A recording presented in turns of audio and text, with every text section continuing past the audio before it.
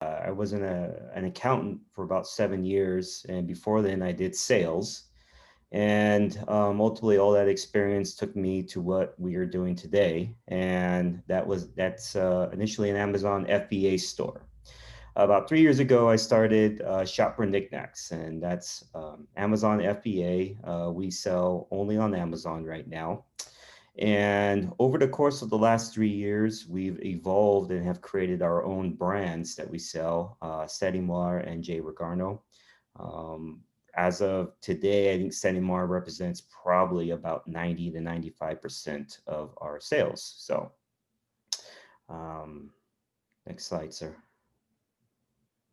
All right. So, what exactly is an Amazon FBA store? So, FBA stands for Fulfillment by Amazon. So, you go buy something on Amazon. Right now, at this time, probably 50 to 60% of the items that you buy on Amazon are not sold by Amazon. They're sold by third-party sellers like myself. And there's two ways to handle you go and you buy something and then it gets shipped to you. So when these third-party sellers ship, they have two different ways. The first way is that they actually grab the item and ship it to you from their warehouse. The other way is FBA, which is what we do. And what that means is that we gather all our inventory together and we ship it to one of the many different Amazon warehouses. And after that, Amazon processes it and makes it available for sale. And then we actually market it. And anytime it sells, Amazon actually takes care of doing the shipping and it takes care of doing all of the customer service. So it's great to get started if you don't have a whole group of employees to help you out with this. I think the key thing to starting an Amazon FBA store is to sell something that you're passionate about. A lot of people, when they get started, they just want to sell anything they think that is will sell, which is kind of what we did in the beginning. But our real growth came when we started selling items that I actually really enjoyed researching and figured out different ways to present them. So the key thing to getting started is don't be afraid to take a calculated risk.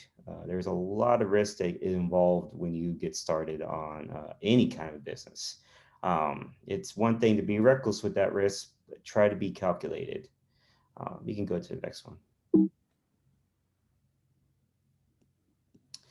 So when we got started, we originally Shopper Knickknacks was meant to be kind of like an online, or not like an online. It's supposed to be like a regular like brick and mortar store that sold multiple different brands. We had about 8 or 9 different brands that we sold through Shop for Knickknacks. We got approval by the manufacturers of these brands to sell on Amazon. Over the course, after about a year and a half, we decided that the best way to move forward is to create our own brands, which was the Settimore and J. Regano brands. That has required us to actually do most of the importing of these items and actually packaging here.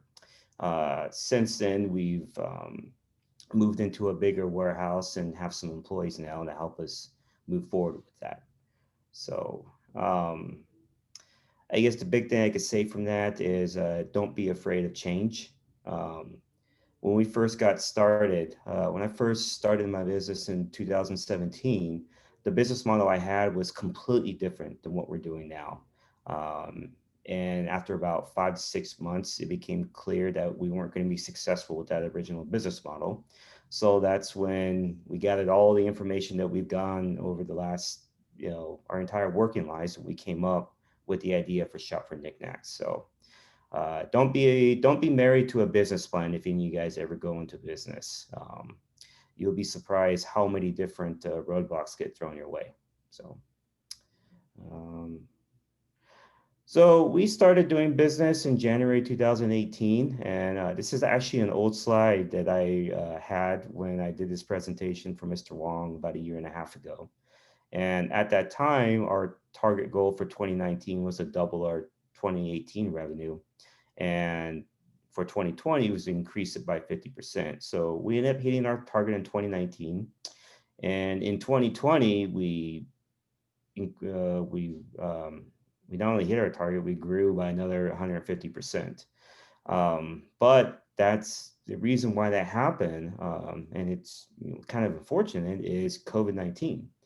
COVID-19 changed the entire way that people had to live and the way the consumers bought. It changed, for us as a business.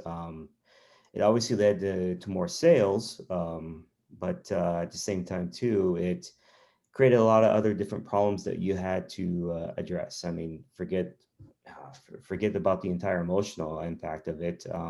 Strictly from a business standpoint, it required us to change how we addressed receiving our supplies. Um, One of our places we import is from India, and they completely shut down for about 2 months. China shut down completely for about a month. So COVID really affected a lot of different places in the world, and it you had to adjust to it.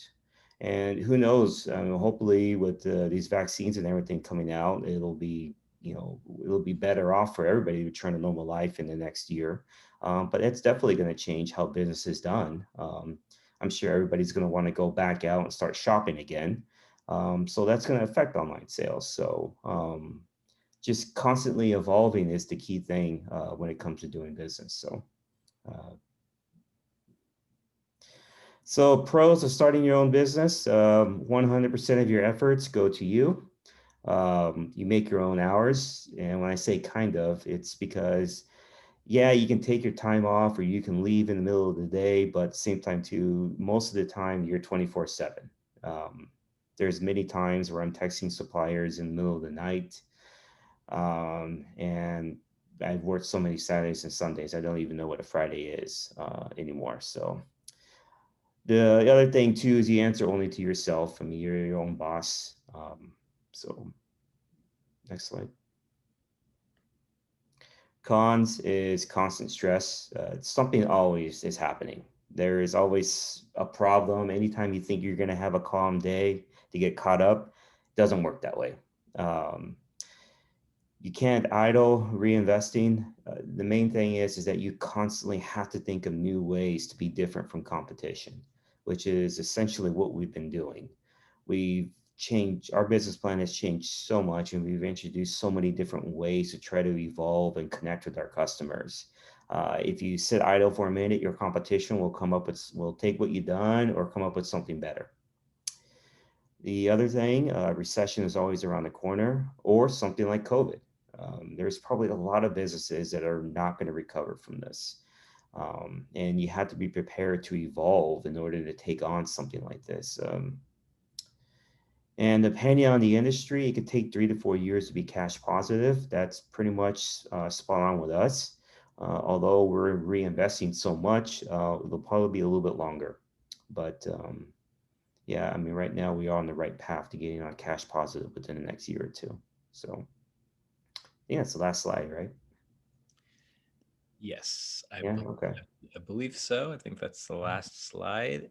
And okay. Well, so the main thing is that um, there's always something new to come around the corner.